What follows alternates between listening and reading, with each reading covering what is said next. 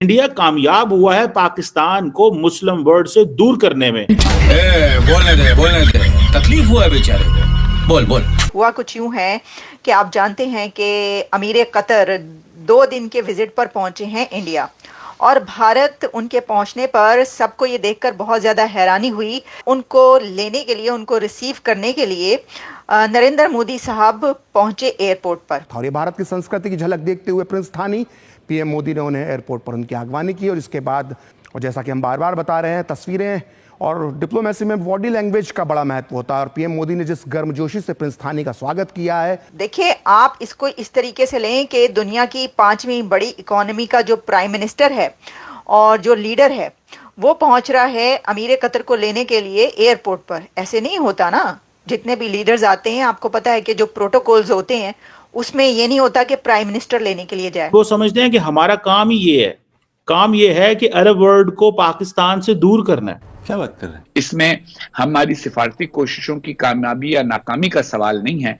हालात का सवाल है। नवाज शरीफ दौर में मोदी हुकूमत के साथ ताल्लुकात काफी बेहतर होते जा रहे थे, फिर पीटीआई का दौर आया, कशीदगी भारत के साथ कुछ बढ़ गई। तो अमीर कतर को एयरपोर्ट पर रिसीव करने के लिए पहुंचना जो है वो एक बहुत बड़ी खबर इसलिए बनी है क्योंकि ये प्रोटोकॉल ब्रेक किया उन्होंने। तो इस चीजों से अंदाजा लगाना मुश्किल नहीं है कि इंडिया ने मिडिल ईस्ट के ऊपर बहुत जबरदस्त फोकस रखा हुआ है, और उसके जवाब में जो ये कंट्रीज हैं वो भी इंडिया को बहुत ज्यादा इंपॉर्टेंस देते हैं। इंडिया के ईरान के साथ ताल्लुकात देख लें, इंडिया के यूएस के साथ ताल्लुकात देख लें, हाँ। इंडिया की चाइना के साथ अभी रीसेंट ट्रेड देख लें, यानी कि इंडिया हर किसी के साथ अच्छा चल रहा है। अब ये जो मजहब के खानों में आप बांट देते हैं ना चीजों को, वो ये मजहब के खानों में, रिलीजन में बांटना छोड़ दें। ये दुनिया वो नहीं रही।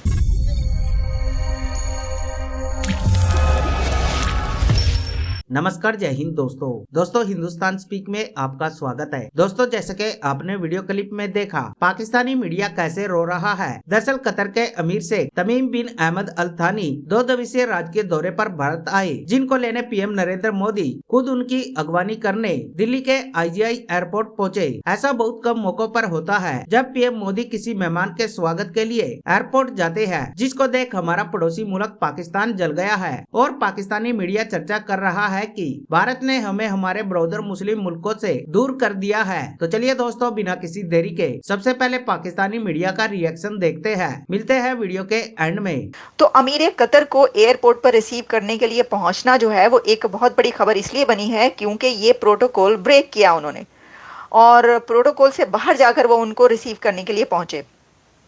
अब ऐसा क्यों हुआ? देखिए, इसके अंदर आप इसको एक तो ये कह सकते हैं, इससे पहले कि हम ये बात करें कि ऐसा क्यों हुआ, आप ये देखें कि इंडिया के गल्फ रिलेशंस देखें कैसे हैं।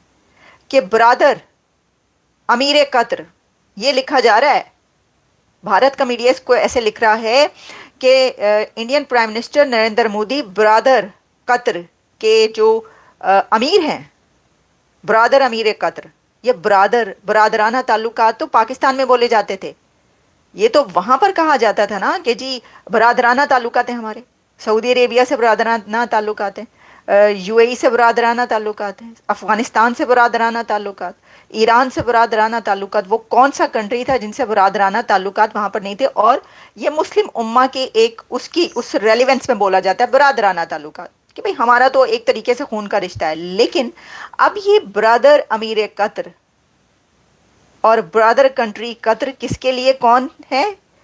इंडिया के लिए, नरेंद्र मोदी के लिए ब्रदर अमीर कतर है वो।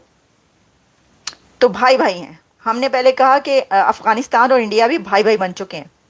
वो कहते हैं कि हम भाई भाई हैं, और अमीर कतर को भी अब ब्रदर अमीर कतर कहा जा रहा है, तो उनको लेने के लिए वो पहुंचे हैं। तो इससे एक तो ये पता चलता है कि जो इंडिया की गल्फ पॉलिसी है, भारत का जो गल्फ के साथ रिलेशनशिप है, वो कितना आगे जा चुका है। उसने सबको, वो जो रिश्ते नाते मजहब की बिना पर थे, रिलीजन की उस बेस पर ये कहा जाता था कि जी ये ब्रादर हैं, ब्रादर कंट्री, ब्रादराना ताल्लुकात, वो सब पीछे छोड़ दिए भारत ने। उसने कहा कोई ये रिलीजन का रिलेशन नहीं होता, कोई ये ब्रादराना ताल्लुकात नहीं होते, ये सारे रिश्ते जो हैं ये ज़रूरत के होते हैं, ये ट्रेड के होते हैं, ये फॉरेन पॉलिसीज़ के होते हैं, ये बेनिफिट्स के होते हैं, ये म्यूचुअल इंटरेस्ट के होते हैं। इसमें ये रिश्ते नाते नहीं चलते कंट्रीज के अंदर। तो रिश्ते नाते तो फिर जहां पर चलते हैं वहां पर सिर्फ कर्ज लेने की बात की जाती है या कर्ज देने की, तो वो फिर कह देते हैं कि जी बरादराना ताल्लुकात हैं तो चले कर्ज दे रहे हैं तो क्या हुआ। यहाँ पर आप ये देखें कि भारत की जो गल्फ पॉलिसी है वो कहाँ पर पहुंच चुकी है, आप इसको इस तरीके से भी लें। अच्छा, अब एक और बात वो ये कि ये ऐसा क्यों हुआ, तो ये भी मैं आपको बता दूं कि ये पहली बार नहीं हुआ। प्राइम मिनिस्टर नरेंद्र मोदी ने, this is not for the very first time कि उन्होंने ये प्रोटोकॉल ब्रेक किया और वो किसी को लेने के लिए पहुंचे हों इस तरीके से। इससे पहले वो 3-4 और लीडर्स के साथ ऐसा कर चुके हैं, जिसमें कि former president Barack Obama America के, जब रिपब्लिकन डे, इंडिया के रिपब्लिकन डे पर आई थिंक वो पहुंचे थे वहां पर, तो उनका भी इसी तरीके से उनको वेलकम किया गया था। फिर प्राइम मिनिस्टर ऑफ जापान जब वो पहुंचे थे तो उनको भी ऐसे ही रिसीव किया गया था, एयरपोर्ट पहुंचे थे लेने के लिए। और यूएई के रूलर भी जब वहां पर पहुंचे थे उनको भी रिसीव किया गया था। तो 2-3 टाइम्स तो पहले भारतीय वजीर आजम ये कर चुके हैं। इंडिया हमेशा उन मुल्कों के साथ अरब वर्ल्ड में करीबी ताल्लुकात रखता है जो अमेरिका के करीब हैं। फॉर एग्जांपल कतर एक है उनमें से और यूएई एक दूसरा मुल्क है, दोनों के बड़े अच्छे ताल्लुकात हैं। इसीलिए और सऊदी अरब के साथ भी हैं लेकिन वो एक और लहज पे हैं। बहरहाल एक तो ये चीज़ है। दूसरी अहम चीज़ ये है कि कतर के अमीर ने नरेंद्र मोदी को बहुत ज़्यादा इज्जत दी जब पिछले साल 9 इंडियन नेवी के जो ऑफिशियल्स थे जिनको सजाए मौत दी कतर ने बिकॉज ऑफ एस्पिनोज एंड बहुत सारे वाकयात, तो उस पे उनको डेथ सेंटेंस हुई। डेथ सेंटेंस पे उनको माफ़ किया गया। तो वो जो माफ़ किया गया था बेसिकली वो कतर के अमीर ने वो किया, जिसको बहुत ज़्यादा इंडिया ने शुक्रिया अदा किया। और नरेंद्र मोदी खुद गए उस सिलसिले में, नरेंद्र मोदी वहाँ पे गए, वो जाके अमीर कतर से मिले, शुक्रिया अदा किया और उनको दौरे की दावत दी। और दूसरा ये भी एक चीज़ है कि अब इंडिया ये समझता है कि कतर एक लीडिंग एनर्जी सोर्स है, particularly in liquefied natural gas, LNG जिसे बोलते हैं। और दूसरा आपको पता है कतर का role as a mediator and as a key interlocutor भी सामने आया, जिसमें आपने देखा होगा कि रिसेंटली जो गज़ा और हमास एंड इजराइल के दरमियान जो डील हुई है उसमें कतर का एक बड़ा इम्पोर्टेंट रोल था। और कतर ने इस सिलसिले में काफ़ी फैसिलिटेट किया। इवन के बाइडेन एडमिनिस्ट्रेशन के दौर में भी जो सऊदी अमेरिका के जो हैं फॉरेन मिनिस्टर जो फॉरेन सेक्रेटरी थे वो भी आते रहे कतर। और इसी तरह अभी भी जो लीडरशिप है वो कतर आ रही है और कतर का शुक्रिया अदा कर रही है। और दूसरा ये भी है कि जाहिर बात है कतर भी समझता है कि इंडिया एक इम्पॉर्टेंट प्लेयर के तौर पे इमर्ज कर रहा है और उसकी पर्टिकुलरली ट्रेड, इन्वेस्टमेंट और बहुत सारी और चीज़ों में इंडिया की रेलिवेंस एंड वैल्यू जो है वो इंटरनेशनल स्टेज में बढ़ रही है। सो आई थिंक दैट्स व्हाई ये चीज़ है। लेकिन लार्जली कतरी अमीर का आना।